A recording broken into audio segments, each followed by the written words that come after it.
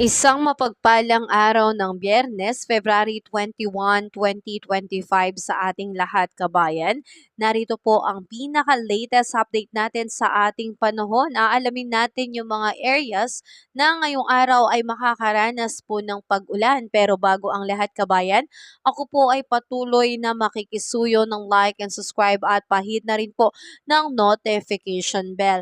Kabayan, iba't ibang weather system po ngayon ang siyang nagdadala po ng pag-ulan sa iba't ibang bahagi ng ating bansa. Ito pong shoreline ay patuloy pong nakakaapekto ngayon sa may Southern Luzon and Visayas at ang Northeast monsoon naman ay patuloy pong nakakaapekto sa may Luzon.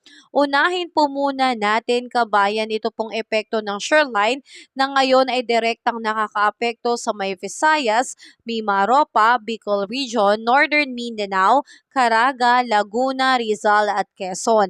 Asahan po ngayon dyan ang pagkakaroon po ng maulap na kalangitan na may kalat-kalat na pag-ulan and isolated thunderstorm.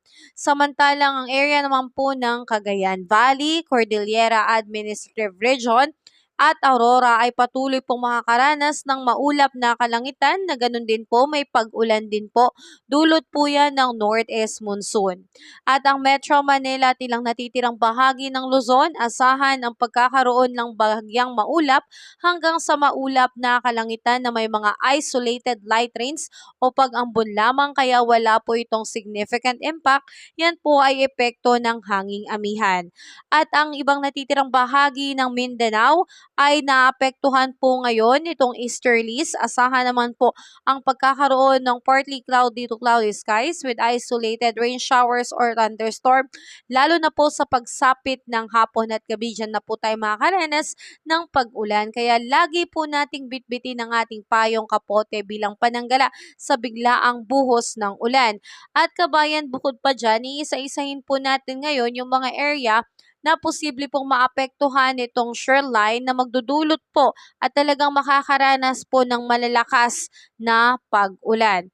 So ngayong araw na ito, February 21, asahan ang heavy to intense rain, malakas na pag-ulan, 100 to 200 millimeters ngayon dito po sa Sorsogon, Albay, Northern Samar, Eastern Samar, Southern Leyte, Dinagat Island at Surigao del Norte. Moderate to heavy rain naman ngayong araw pa rin po, 50 to 100 millimeters na buhos ng ulan sa may Quezon, Camarines Norte, Camarines Sur, Catanduanes, Masbate, Oriental Mindoro, Romblon, Marinduque, Palawan, Aklan, Capiz, Samar, Biliran at Leyte. So yan po yung inaasahan natin na makakaranas ng pag-ulan ngayong araw na ito.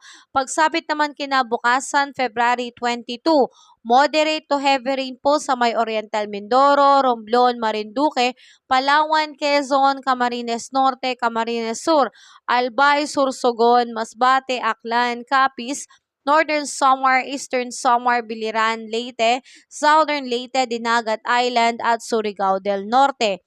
So kabayan, pagdating naman po ng February 23, asahan ang moderate to heavy rain dito na lamang po sa may Palawan. So kabayan, makikita natin dyan na talaga namang makakaranas talaga tayo ng pag-ulan simula ngayong araw na ito, Biyernes, hanggang pagdating po ng weekend dahil nga po dito sa epekto ng shoreline. So yung mga lugar na nung nakaraang araw pa po inuulan ay pinag-iingat natin dahil posible nga pong makaranas ng mga localized flooding. So tayo po ay laging mag-ingat at maging alerto po sa ating ulat panahon dahil ito po ay magiging gabay natin at tayo po ay laging patuloy na magiging alerto. At kasalukuyan kabayan, wala naman po tayong namomonitor na anumang sama ng panahon sa loob at labas ng Philippine Area of Responsibility. Pero makakaranas po tayo ng pag-ulan dulot po ng shoreline, easterlies at nito pong northeast monsoon. Pagdating naman po sa ating air temperature, asahan sa lawag ay abot po ng 31 degrees Celsius, Baguio 23 degrees Celsius, Metro Manila 29 degrees Celsius, Tagaytay 26 degrees Celsius, Tuguegarao 28 degrees Celsius at sa Legazpi ay 29 degrees Celsius.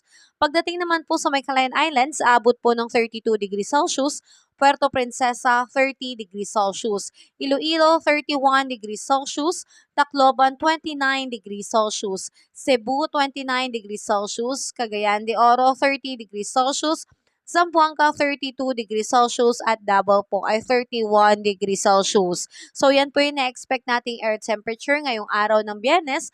Pagdating naman po sa ating mga baybayin ay wala naman po tayo nakataas na anumang gale warning signals, kaya ligtas at papayapa pong makakapalaot ang ating mga kapatid na mangingisda. Sulitin na po natin ito kabayan hanggat wala pa po tayong namamataan na anumang sama ng panahon sa loob at labas ng Philippine Area of Responsibility. So kabayan, yan na muna ang aking update sa atin ngayong araw ng Biyernes. Ako po ay patuloy na makikisuyo ng like and subscribe at pahita rin po ng notification bell. So ingat tayo kabayan and have a safe day po sa lahat.